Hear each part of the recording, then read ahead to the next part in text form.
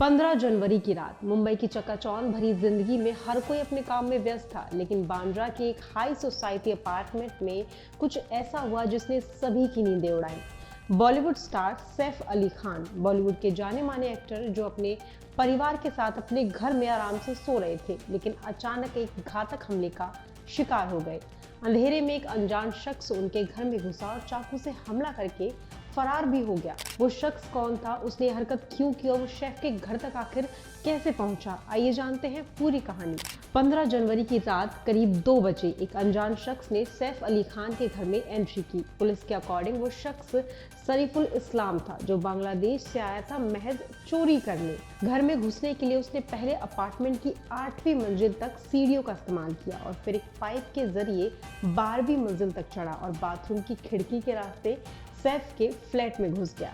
घर के अंदर घुसते ही वो सबसे पहले सैफ के छोटे बेटे जहांगीर के बेडरूम में गया, लेकिन इससे पहले कि वो कुछ बड़ा कर पाता, सैफ ने उसकी हरकत को देख लिया और उसका सामना करने पहुंच गए, जिससे हमलावर घबरा गया और सैफ पर चाकू से वार कर दिया, जिससे उनकी रीढ़, गर्दन और सिर पर गंभीर चोटें आई। सैफ की बहादुरी के कारण उनका परिवार तो सुरक्षित बच गया, लेकिन ये पल उनके लिए किसी बुरे सपने से कम नहीं था। अब जान लेते हैं कि पुलिस ने आखिर आरोपी को कैसे पकड़ा। सैफ अली खान पर हमले के बाद आरोपी शरीफुल इस्लाम बांद्रा की बस स्टॉप पर करीब 7 बजे तक सोया। इसके बाद कपड़े चेंज कर दरार पहुंचा, जहां उसने सैलून से हेयर कट भी कराया।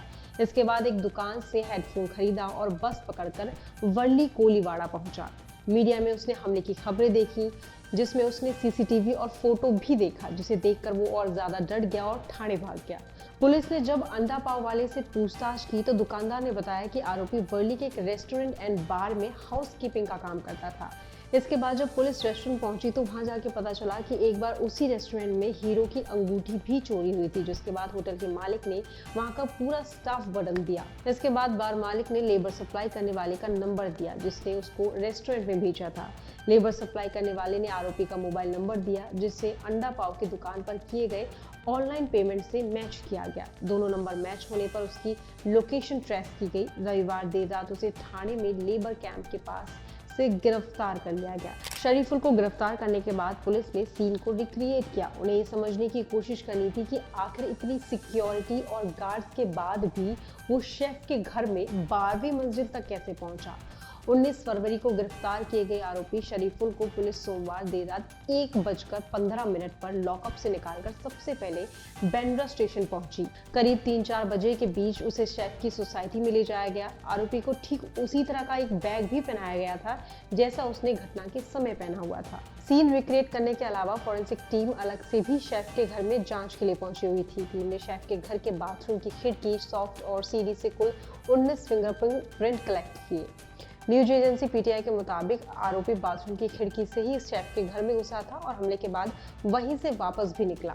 इसी बीच पुलिस का एक दावा भी सामने आया। आरोपी ने भारत आकर नाम बदला। पुलिस ने यह भी कहा कि पकड़े गए आरोपी का पूरा नाम मोहम्मद शरीफुल इस्लाम शहजाद है।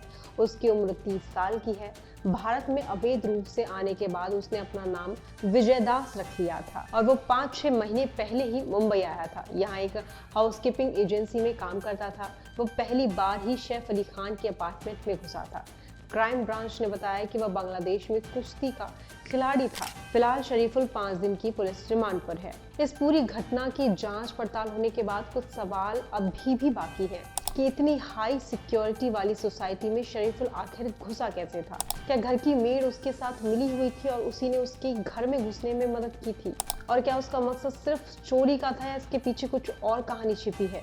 रात में हमले के वक्त सैफ अली खान के घर में 3 महिला और 3 पुरुष नौकर मौजूद थे। इब्राहिम और सारा अली खान भी इसी बिल्डिंग की 8वीं मंजिल में रहते थे।